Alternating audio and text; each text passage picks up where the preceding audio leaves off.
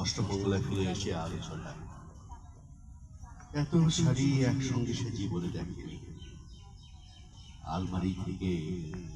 আলমারির প্রথম থাকে সে রাখলো সব নীল শাড়িরে, হালকা নীল।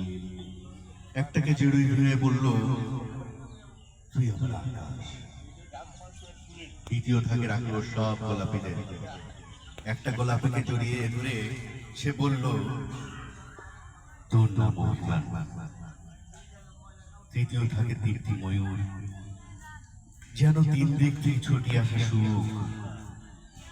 তেজপাতা রং যে শাড়িটা, তার নাম দিল বিষাদ। সারা বছর সে শুধু শাড়ি উপহার পেল, এত শাড়ি সে কি এক জীবনে পরবে? কিন্তু বছর না যেতেই ঘটে গেল সেই ঘটনা। সন্ধ্যার মুখে মেয়েটি বেরিয়েছিল স্বামীর সঙ্গে চাইনিজ খেতে। কাপড়ে বুক মাখা, কাপড়ে মুখ ঢাকা তিনটি ছেলে এসে দাঁড়ালো স্বামীর তলপেলে।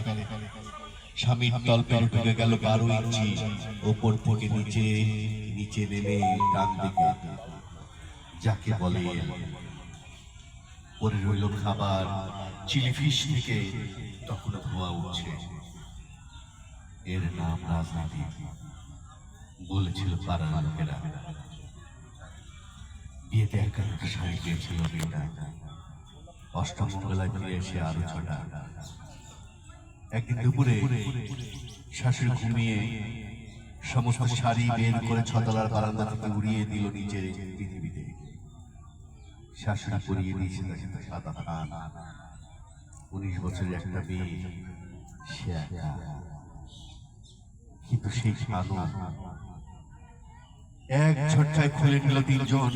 পাড়ার পরে একটি সদ্য বিধবা মেয়ে, নগ্ন মেয়ে রাস্তায় দৌড়াচ্ছে আর চিৎকার করছে, বাঁচাও। পিছনে 3 জন। সে কি উল্লাস! নির্বাক পাড়ার লোকেরা।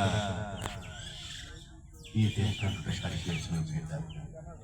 অষ্টমঙ্গলায় ফিরে এসে আরো ছটা। ধন্যবাদ।